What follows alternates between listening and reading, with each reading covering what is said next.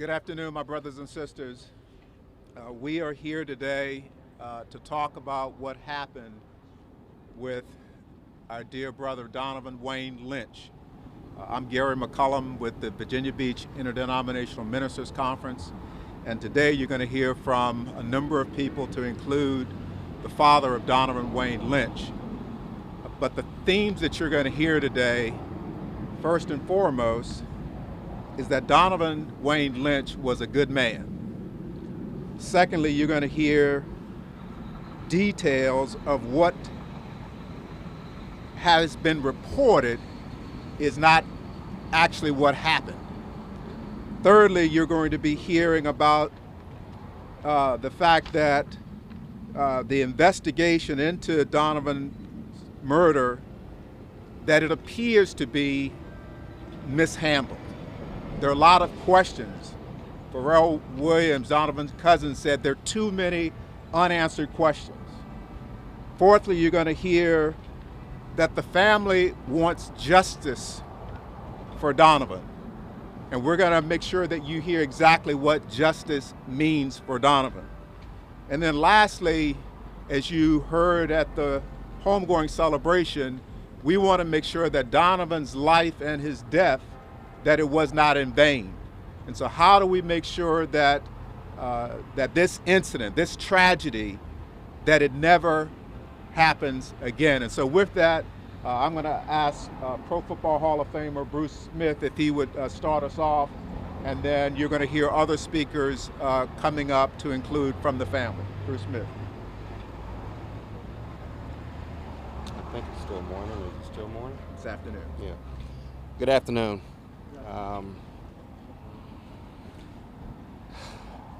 This is a difficult time in our city's history for all of us. I'm here for two reasons. Number one, this senseless act of gun violence, it has to stop.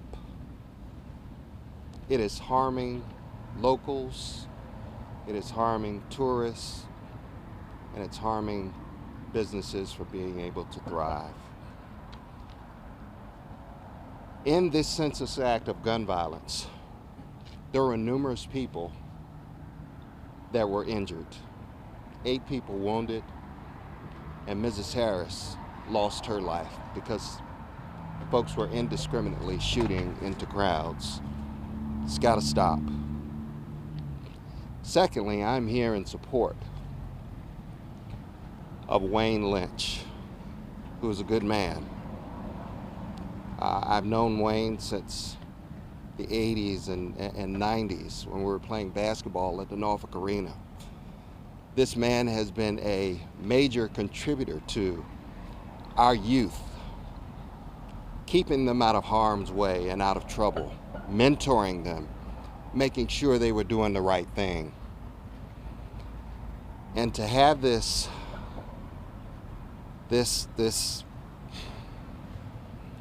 happen to a man that's been an asset to our community is heartbreaking.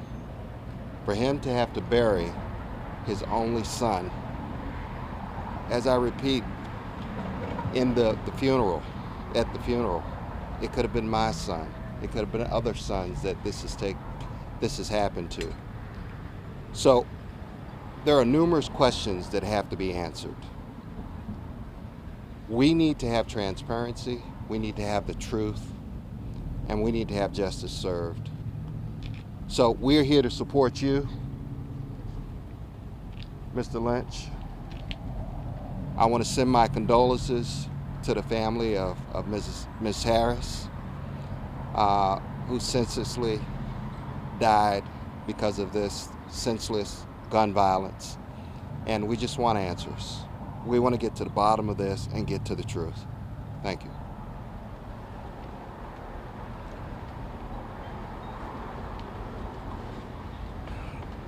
Good afternoon.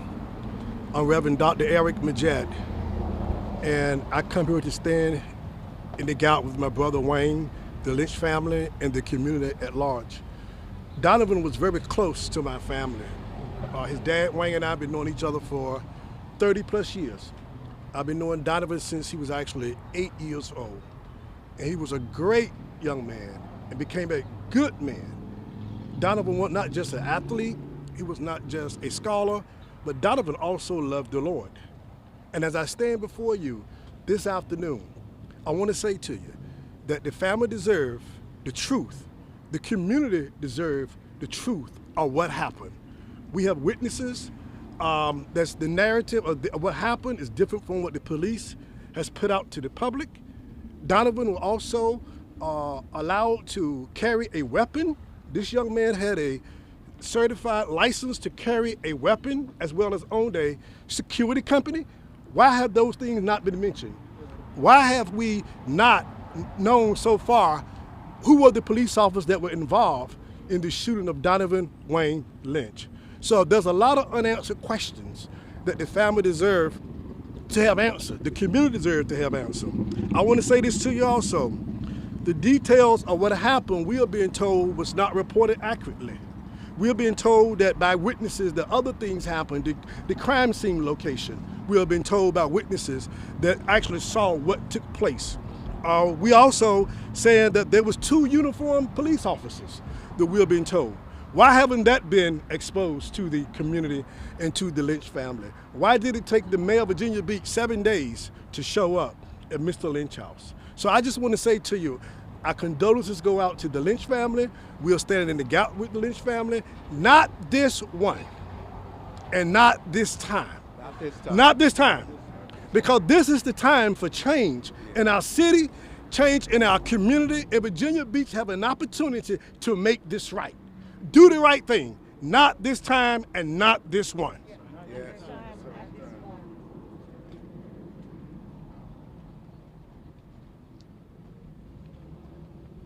Good afternoon, everyone. My name is Jonathan Lynch. I am the cousin of the late Donovon Lynch. I loved him dearly. Not only was he my cousin, he was a good friend to me. He was a balance to me. I'm a professional school counselor in the city of Norfolk. I graduated from Norfolk State, and I got a baseball scholarship from there. Donovan, shortly after, got his football scholarship to UVA Wise. I just feel like our upbringing was a great representation of that. We were raised by our grandparents in Hampton, Virginia, and we always try to do the right thing. And it's just hurtful to know that when I go back to my school and I tell my students to do the right thing and everything will be okay, I can't say that with wholeheartedness because Donovan did the right thing. So we have a lot of questions. We have a lot of questions as a family that need to be answered.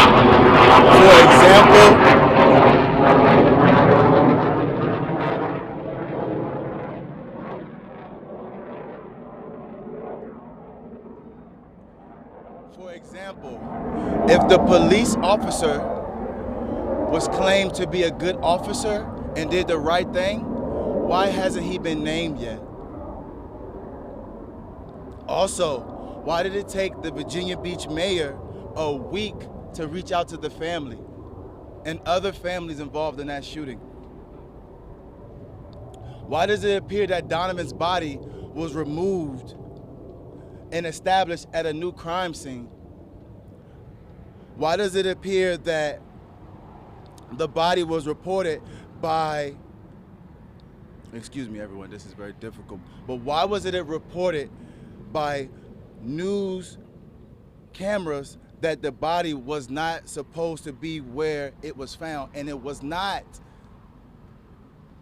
reported to the hospital until the next morning?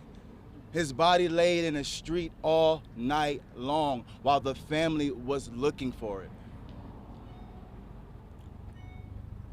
I just ask that everyone during this time not look at a color or a badge, to stay true to that badge, but be a good citizen, be a good person.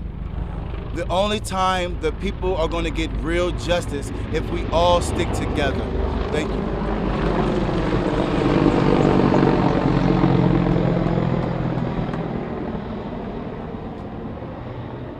Good afternoon. My name is Curtis Turner. I had the privilege of coaching Donovan. He was like my nephew. Last week we were able to give Donovon Lynch a well-deserved homecoming service. But now we need answers.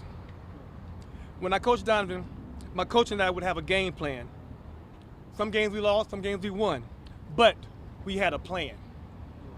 Since the night of Donovan was shot, there have been several contrasting assumptions of what took place that night he was killed. Because how the media has portrayed Donovan before even conducting a full investigation has been disrespectful and hurtful.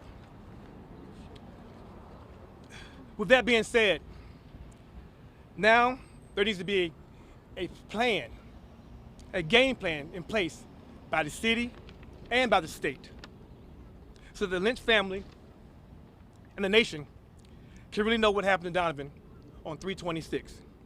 Because until this is resolved, his father, his sister, and everyone who loves him will never have any closure. No justice, no peace. Justice for Donovon Lynch. Thank you so much.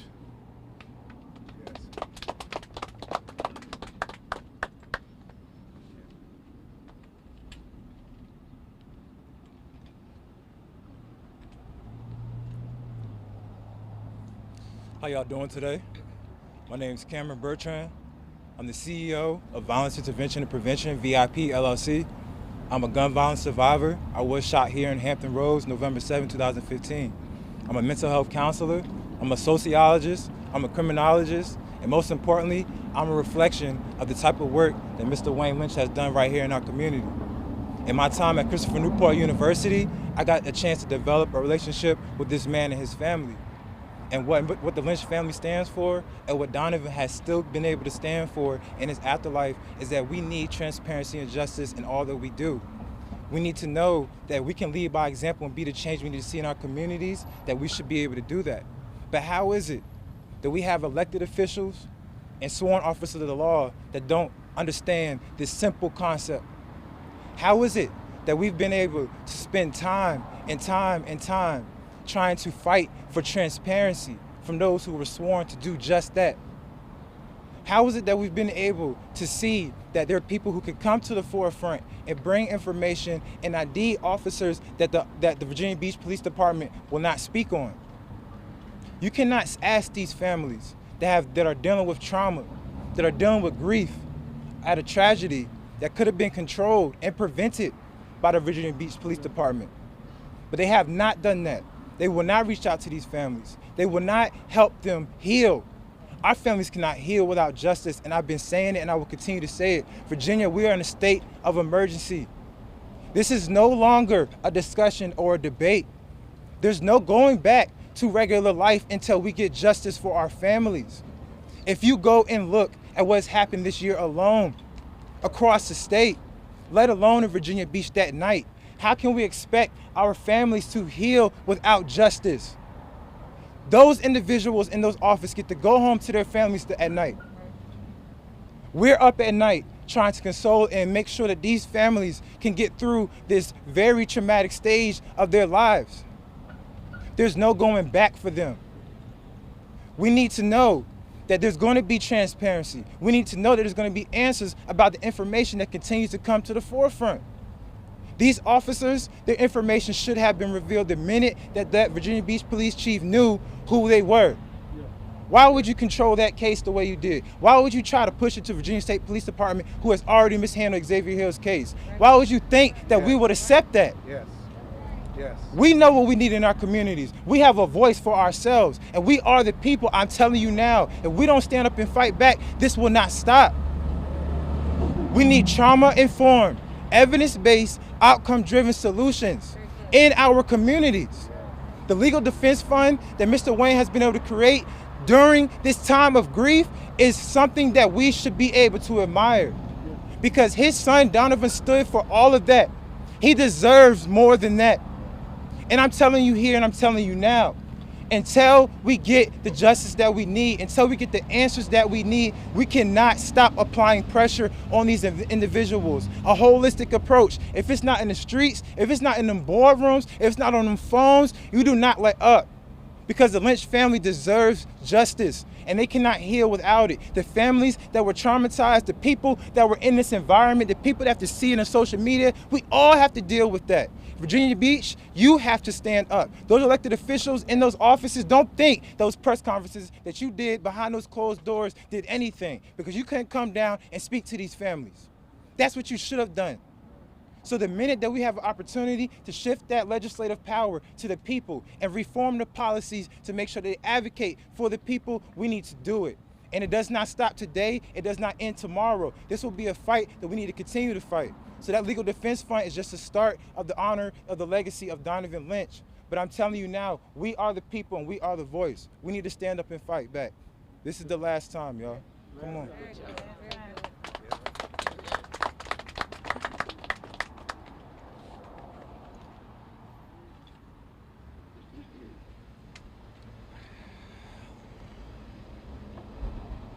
Hello, my name is Jeff Reichert, and I'm the attorney for the Lynch family. A lot of different places I'd like to start, but first, I'm here as an attorney, but I'm also here mainly as a friend. I was one of those kids that Mr. Lynch affected. I grew up in Virginia Beach, and he taught me a lot when probably met him when I was 12 years old. He's that man, and I'm also a coach and a dad. He's one of my best friends, and that's why I'm here. So I also am a lawyer, and that's what I'm sure you guys would like to hear about. But this has touched me as a human being more than anything I could ever imagine in my life. I want to start out also by saying, if Donovon was white, none of us would be here right now. Period. Hands down. And I'm a white man saying that, and I know that for a fact, because I know the facts. So I'm not going to get into my background. I'm an attorney. That's good enough. I deal in truth. I deal in facts. And in the last 2 weeks, I've learned I speak one word, not out of both sides of my mouth, like all the people I've talked to. I'm embarrassed for the people who we've elected. I'm embarrassed in my personal dealings with them. I'm embarrassed as an attorney. I'm embarrassed as a veteran of this country. I served my country for 11 years. I'm embarrassed, and I'm hurt.